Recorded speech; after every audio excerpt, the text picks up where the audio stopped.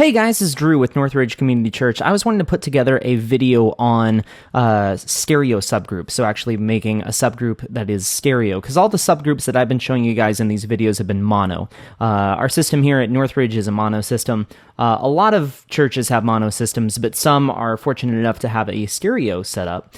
So I was wanting to go ahead and show you guys how to set up the console with a stereo subgroup. So first thing that we're going to do is kind of have our channels here. So I have two vocal mics, acoustic, an electric guitar, two keyboards, bass, and then all my drums. Today we're going to just be focusing on the drums in a subgroup today. So first thing you're going to do is go to Setup, and then over to the Config tab, and you are going to select how you want your console set up. So subgroups are right here. Right now we're just going to do six pre fader, 6 subgroups, and 4 post fade. So we're going to set that. Press OK, and now we can see on the right-hand side we have 6 post-EQ, which is pre-fader, 6 subgroup channels, and then 4 post-fade channels. So go over to the bus master now, and the first subgroup we can see starts at 7. So I'm going to make the last 2 channels my drum mix. So I'm going to go ahead and press channel 11, and now we are going to go press home. And this is mix bus 11, sorry. Now press link. So this is asking you if you want to link bus 11 and bus 12. Now the way that stereo linking works on this console is you can link an odd number with an even number. So I can link 11 and 12. I cannot link 10 and 11. If I was to press link on 10, it would link to 9. So it's always an odd number with an even number. Don't know why they have it set up that way, but that's just the way the console is. So bus 11 and bus 12, we're going to go ahead and link those. And we are going to then press LR on these. So on bus 11, we're going to press LR. And then we can also see that channel or bus 12 has LR as well. And you can see this pan knob here.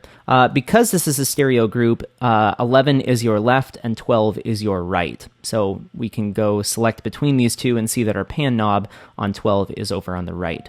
So let's go ahead and title these.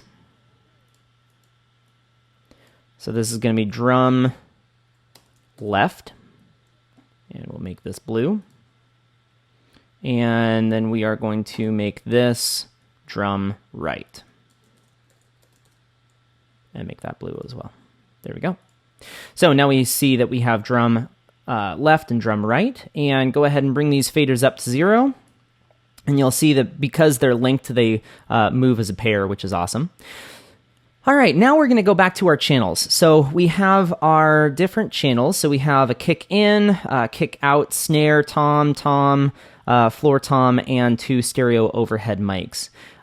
So what I want to do first is take these out of the left-right because I'm wanting to process these drum mics into the stereo drum group and then have it go to the left-right fader. So starting with the kick drum, we'll go over here, press LR. You can do the same thing on the console by going to the sends and then pressing the stereo button. Very good. Now, you still have a pan knob here, and this is important for when we're mixing down into these groups.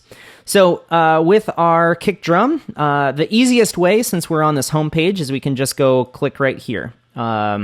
And we can go through each of these channels. The other way of doing it is we can go to our buses and then select this and press sends on fader. And now we can unmute the channels in that group.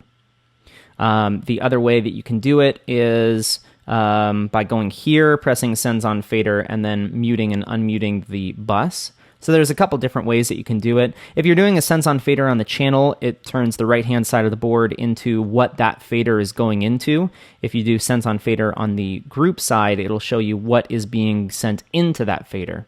And then the other way is on your home screen, you can just press the group that you want it to be added into. So we can go through here and see that we have all of our channels into the 11 and 12. And now we can use our pan knob. So channel 16, since this is my overhead on the right-hand side, I'm going to go ahead and put that to the right. Channel 15, this is my left. And then we are doing this looking at the drum set. I'm going to be putting the floor tom on the left-hand side. So we'll do a little bit of stereo panning here. Mid tom, high tom. Snare I like to keep in the center, and then our kicks are obviously going to stay in the center as well. Okay, so that is basically all that we had to do to set up our console with the drum mics in a stereo subgroup. And now what we can do is we can go in here and apply a compressor over the entire global of the drums. And since these are linked, whatever you do on one channel will do the same thing on the other, which is awesome.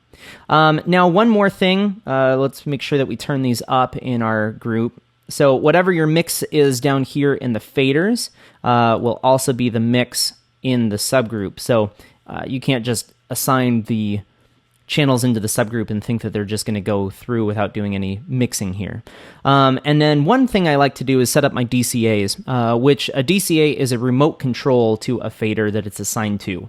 It is not an audio path. That's the main difference between a DCA, digitally controlled amplifier is what it stands for, and a subgroup. A group is an actual audio path, so all these channels get summed into that stereo group, whereas this is not a summation point. So right here, I am going to have a DCA for my kick. This is the way that I like to do things. And we're going to make that blue, and we can go select a little kick icon. And then right here, our DCA is going to be for our snare. And that'll also be blue. And go find a little snare drum. And then DCA 7 is going to be my overall drums. So just put drums. DCA, that is also going to be blue, and we'll go find a little drum set for the picture. Okay, now, a DCA, with this DCA 7, I'm going to select all of the overheads, any cymbals, and the rack toms. Now, because this is a remote control to these faders, it doesn't matter if this is panned left or right, and this is only one fader, because this is just remote controlling this fader. So once we have it assigned, we'll want to turn that fader up. Now, once I have my, the beauty of the DCAs is once I have my mix set up, say I like my toms being right here and then my overheads being a little bit louder, when I move this DCA up or down, it's like me taking 5 fingers and moving all these 5 faders down or up even to each other. And since it's a logarithmic fader, when you turn down a little bit here versus, a little bit down here, there's a big difference. So the nice thing is when you're turning this up and down, it's moving all of these up or down evenly. And then we have our snare, so we'll need to assign the snare. And to assign, all we have to do is just click the DCA and then click the channels that we want it to be assigned to.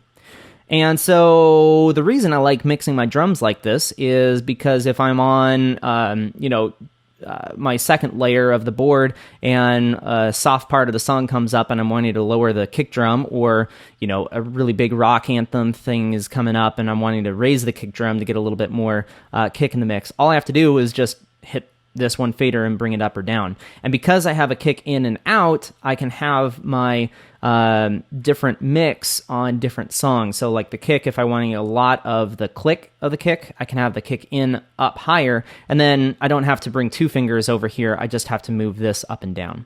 So that's the way that I mix drums, and that's the way we have our stereo subgroup set up. If you have any questions, feel free to post below. And also check out my other video for setting up the mono subgroups. Either way, whichever way you want to set it up, it works. And also check out Dave Ratt's video on setting up compressors over the entire subgroup setup. Thank you.